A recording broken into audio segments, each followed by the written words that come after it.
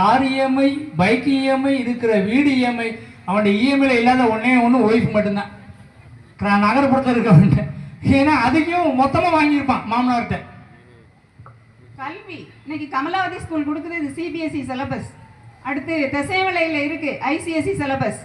நீங்க கல்விக்காக போறோம், நாங்க தொழிலுக்காக போறோம் அப்படிங்கறதெல்லாம் சுத்த போய். நீங்க அற்ப சந்தோஷத்துக்காக தான் நகரத்தை நோக்கி போய்கிட்டு இருக்கு. இதெல்லாம் குறிச்சு வச்சுக்கோங்க, பதில் சொல்லணும். அவன் நல்லா பேசிட்டு இருக்கான்னு 3 பேர் வேடிக்கை பார்த்துட்டு இருக்கீங்க, குறிச்சு வச்சுக்கோங்க, பதில் சொல்லணும், நாங்க கேட்போம். எனக்கும் சாருக்கு கவுண்டர் கொடுக்கறதுக்கு டைம் தரணும். சரி, கூட்டம் இருந்தா பேசிக்க வேண்டியதா, கூட்டம் இல்லைன்னா பேச்ச முடிச்சுக்க வேண்டியதான். இந்த சிட்டியில வாழ்றீங்கல்ல, லவ்வருக்கு கீழே ஃப்ரெண்டுக்கு மேல அப்படிங்கிறது ஒரு பாய் பெஸ்ட். இது புது ட்ரெண்ட் இது. ஆமா, லவ்வருக்கு மேல பாய் ஃப்ரெண்டுக்கு கீழே. வாங்க பழகுவோம், டேட்டிங்.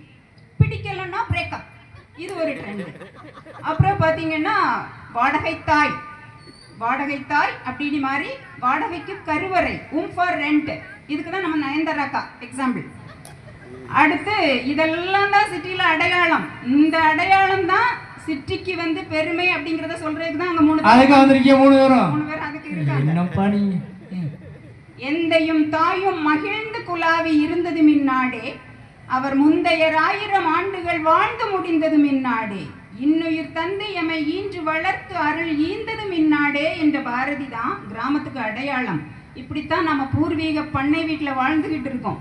இந்த பூர்வீக பண்ணை வீடுங்கிறது நீங்க அனுபவிக்கலாமே தவிர விற்க கூடாது. இன்னைக்கு நீங்க கிராமத்து வீட்டை அவர் இப்ப பேசுவாரு, கிராமத்துல நான் 5 ஏக்கர் நிலத்தை வித்து அங்க 5 சென்ட்ல 10வது மாடியில அபார்ட்மெண்ட்ல இருக்கேன் அப்படின்னு பேசுவாரு.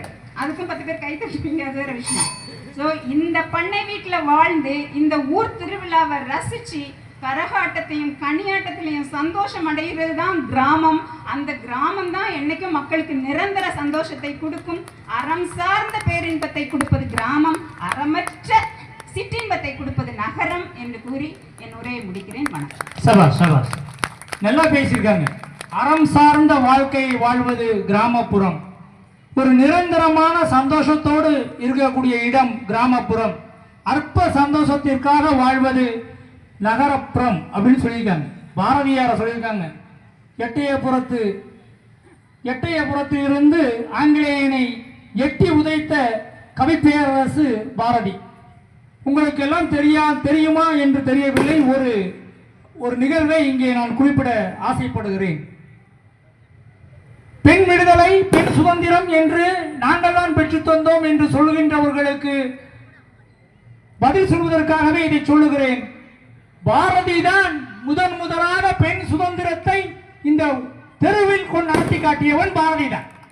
தன்னுடைய மனைவியை தான் சார்ந்த சமூகம் வெளியே அழைத்து செல்ல அனுமதிக்காத போதும் கூட நான் அழைத்து செல்வேன் என்று கண்ணம்மாவை தெருவீதிகளில் அழைத்து சென்ற ஒரு ஒப்பற்ற ஆண்மகன் பாரதியார்.